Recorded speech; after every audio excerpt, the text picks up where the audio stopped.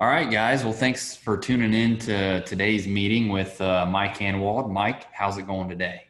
Oh, it's going pretty good. A little wetter than we'd like, but we're getting by. So, Absolutely. Same thing here. I'm down here at our store in Coldwater, Ohio. Where are you at today, Mike?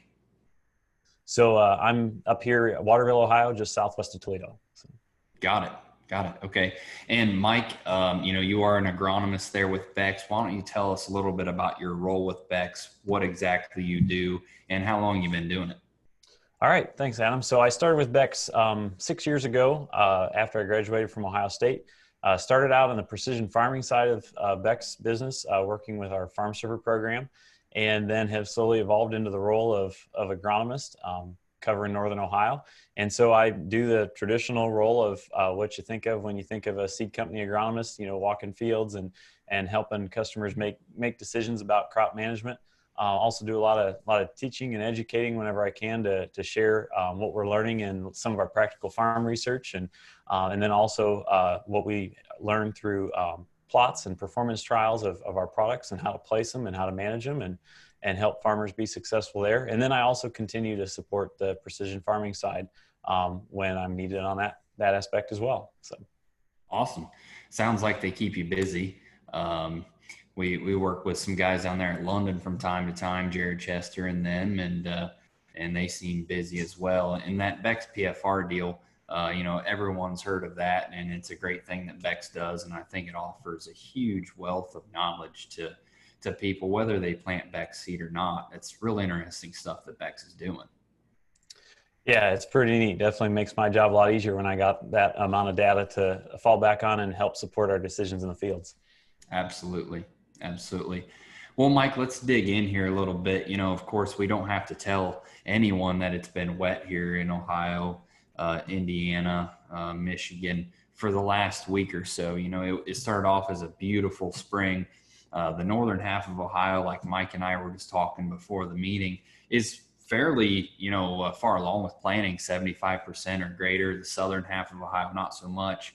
Um, the reason why we want to bring Mike on is to talk about how this rain can affect the crops that were planted in the last 2 weeks and what we can expect in the next 2 to 3 weeks. So, Mike, let's talk. Let's say that we planted soybeans here just, I don't know, let's call it the 15th of May. 50% of them are up, 50% of them are not. We got 4 inches in 2 days. They're pretty yellow. What's your feelings on that crop?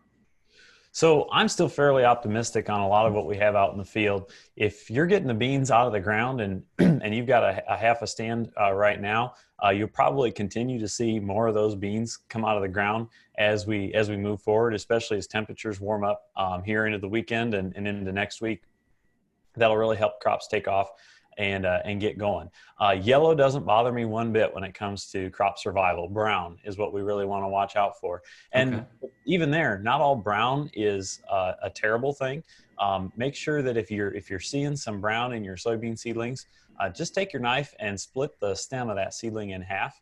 And if you're still yellow, white, or cream colored on the inside of the stem, you're probably going to be in good shape.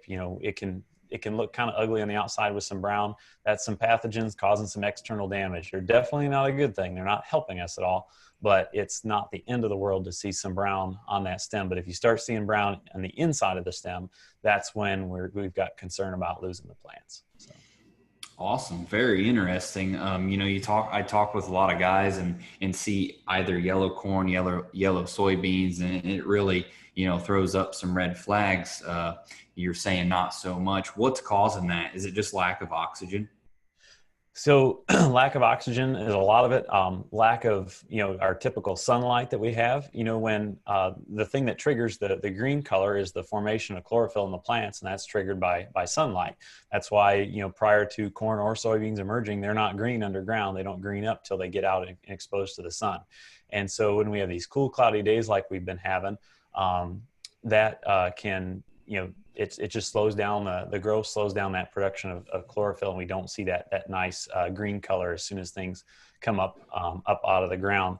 But once we give them some time and then get through this stress, these young seedlings are just getting off to a start, and they're experiencing a ton of stress with all this water and a little bit cooler weather that we've been having.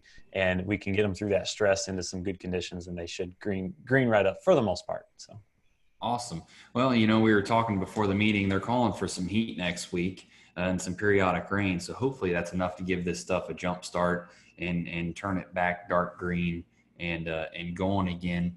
You said you're fairly optimistic. Does that change with planting date? Let's say there's no soybeans emerged yet and we planted maybe last Thursday just ahead of the rain. What are your feelings with that stuff? Well, in that case, I hope it's going to be okay, because we planted some soybeans on our farm last Wednesday right before the rain. But I'm optimistic there as well. The earlier planting dates, as far as talking early May versus mid May, are going to be able to handle the stress a little bit better, just because they've had more time. They had a little bit better conditions there starting off, with plenty of oxygen in the soil, and so they should be able to tolerate it a little bit better. But I think at this point, most of the crops that are out there should have a really good shot at getting going and surviving enough to get a stand. Now, the wet holes are probably going to be lost. If you've got water laying, so here we are, today we're more than 48 hours after the big rains that came on Monday. Yep. And so if you've got, water still laying in the field, we might survive a little bit longer because we've been cool and cloudy, and that's kind of the best case scenario after a big rain event like that for keeping things alive without oxygen. The heat and sun can really hurt us after rain events like that, so we're in good shape there.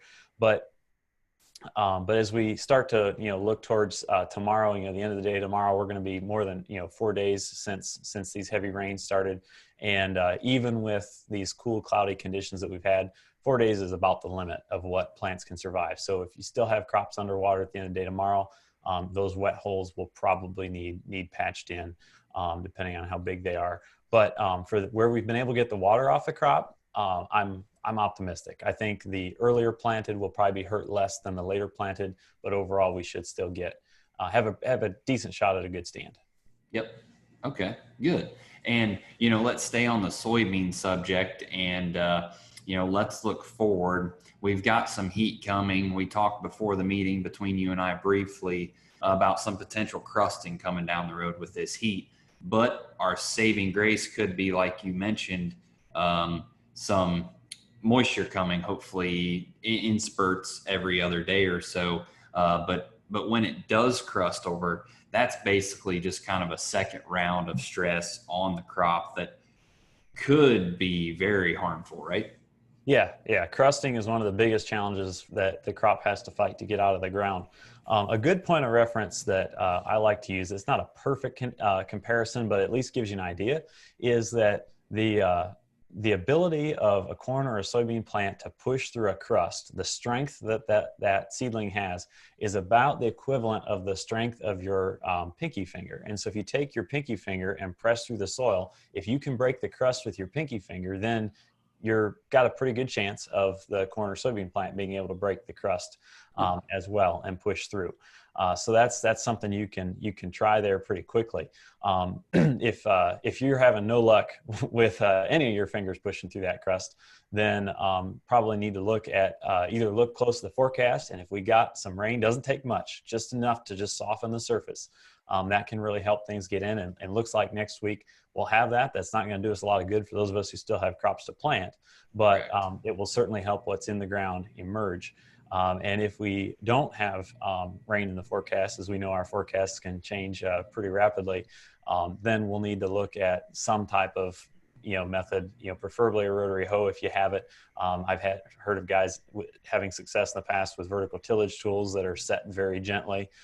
Even guys running a drill or a planter back across the field again can be enough to break that crust. But yeah, you just got to kind of keep an eye on it and watch the weather and see what Mother Nature gives us to work with and adapt as best we can. Yeah, perfect. I've heard of guys doing all of those things you mentioned: rotary hoe, vertical tillage, and the planter drill. Kind of whatever you've got, I guess, and whatever you prefer. But that's definitely going to be something to look for next week. And that's definitely some good advice on that pinky finger. I've never heard that. Always had guys kind of kicking the dust, figuring out what's the breaking point to replant or rotary hoe. Um, okay, let's jump over to corn. Are you as optimistic on corn? Let's run the same scenarios. We've got corn that's maybe 50% emerged. Um, what are you thinking there?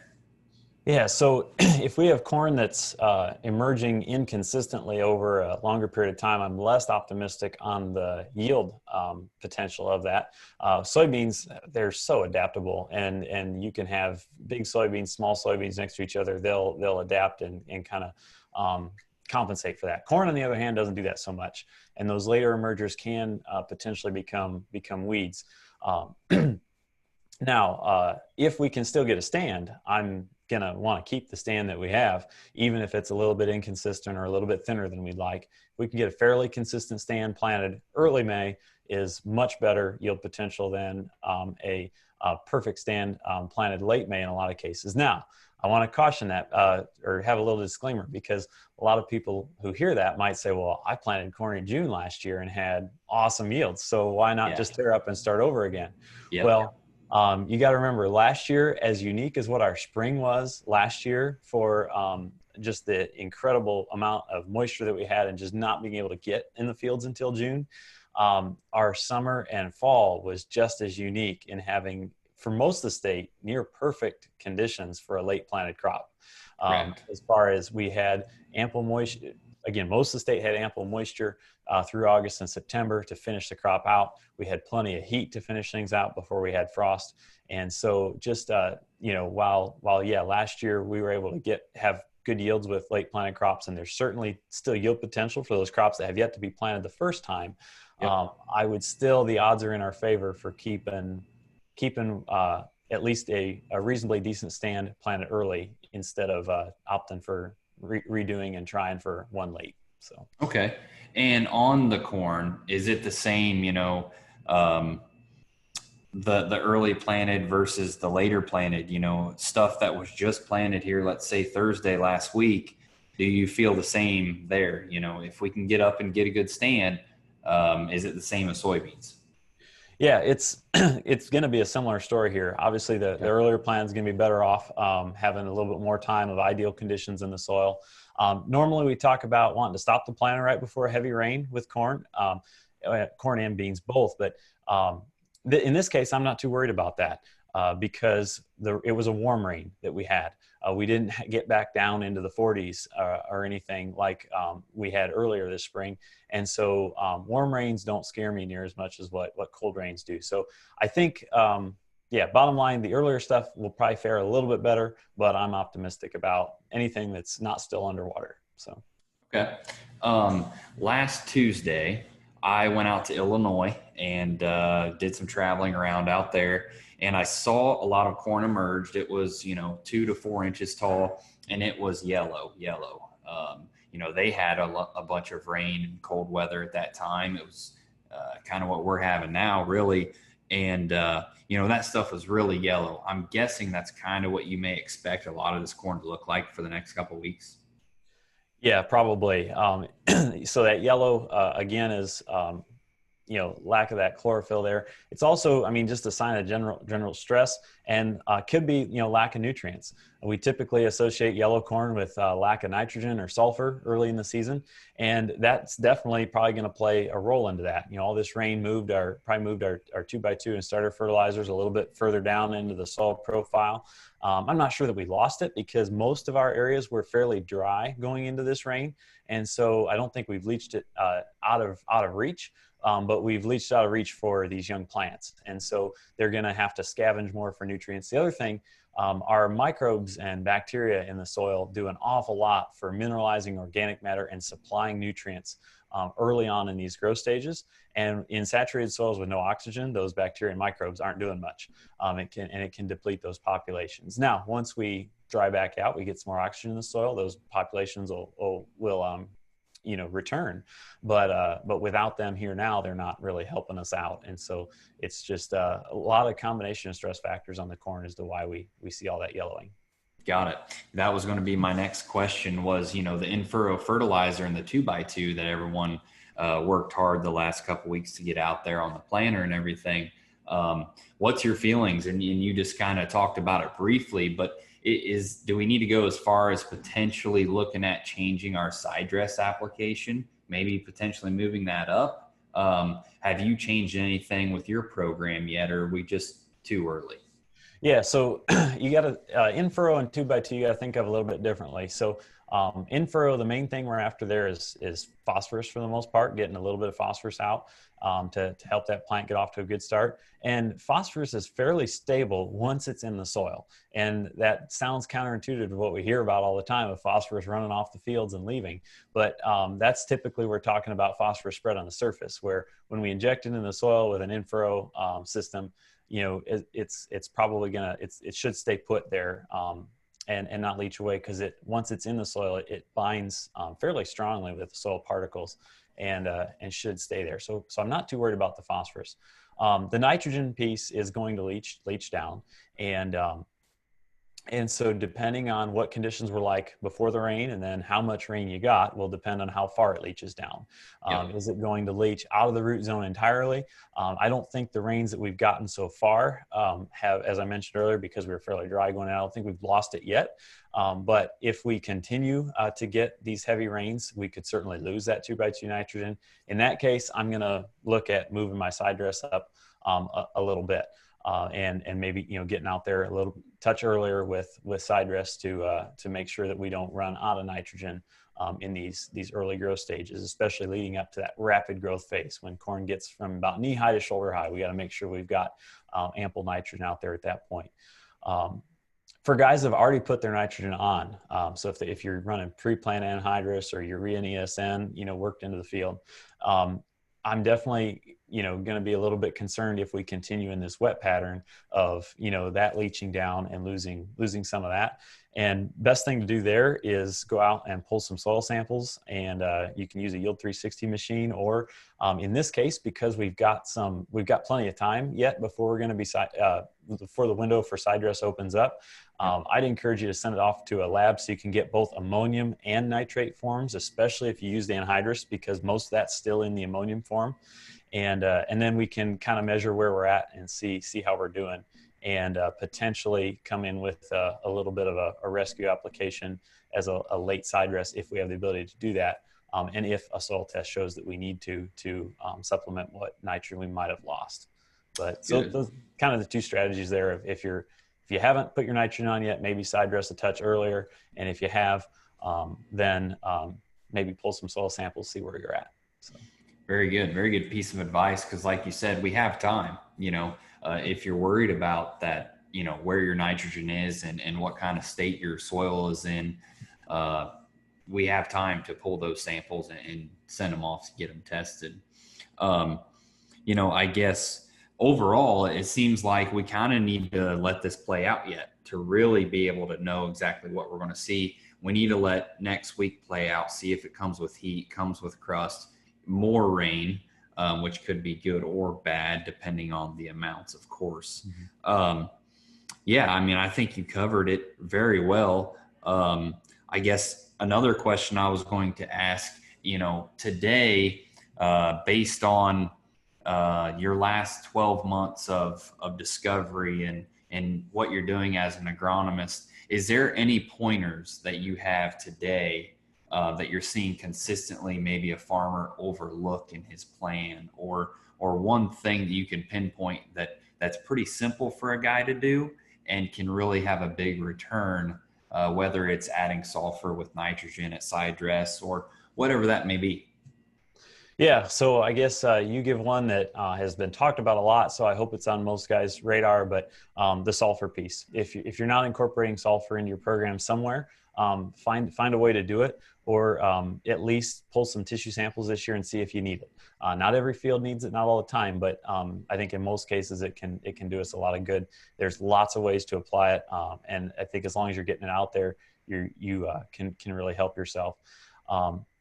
as far as, you ask about just general things, I think, don't overlook the small things.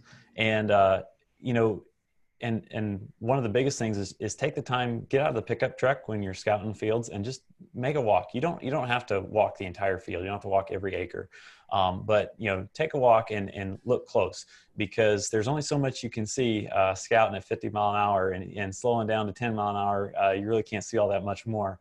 But when you get out in the field, you can certainly find some things that you might miss in the road. So that's that's probably the biggest thing is don't let the small things that you miss end up and cost you at the end of the year. And a lot of times there's the question I get is, well, what can I really do? Once the corn's too tall for me to get a tractor or sprayer through the field, I maybe can't afford, don't feel like I can afford an airplane because of economics right now. Well, even if there's nothing you can do about it, you can learn an awful lot that can help you out next year. So yeah, it's probably my number one piece of advice. Don't overlook the small things. And then number two, don't, last year I think taught us that we can't get too caught up trying to plan out every detail of every possible situation that might happen. Last year on the 1st of June, when we're having meetings with guys who are worried because don't have much of a crop planted, I started the meeting off by saying the next 30 days could play out one of about 100 different ways. And if we try and have a solution for all 100 of them, we're going to drive ourselves crazy. But if we just, take things a day at a time, look at things objectively, keep your pencils sharp, I think we can get through the challenges, adapt as best we can, and do our best to come out the end of the year with some black ink on the bottom line. So Absolutely. That's some good advice. Get out there, walk the fields, and keep the pencil sharp. Well, Mike, I think that's it for today. The goal, and I think you did a good job covering it, was to help educate some customers and some people around not only Ohio, but the country on maybe the next move to make. I mean, I drove around Tuesday and met with a lot of customers, and I think every one of them I talked to was talking that they were going to be replanting. And, I woke up Wednesday morning and a lot of the water I saw Tuesday was gone. And I think a lot of people were very surprised on how quick that stuff went away. And so there were a lot of unanswered questions, and hopefully when people view this video, which it's going to be uploaded to YouTube, it's going to go out on our email blast tomorrow morning, and it'll be found in several places. Hopefully it brings some value to them. So I really appreciate you helping us out here, Mike. And if you don't have anything else, I think we're going to go ahead and end it. Okay. Well, I'm happy to help and happy to answer questions anytime, and I appreciate the invitation. Awesome. Well, guys, this is Mike Hannewald again with Becks Hybrids, and I really appreciate it, Mike. Thanks, Adam. Yep. Thank you.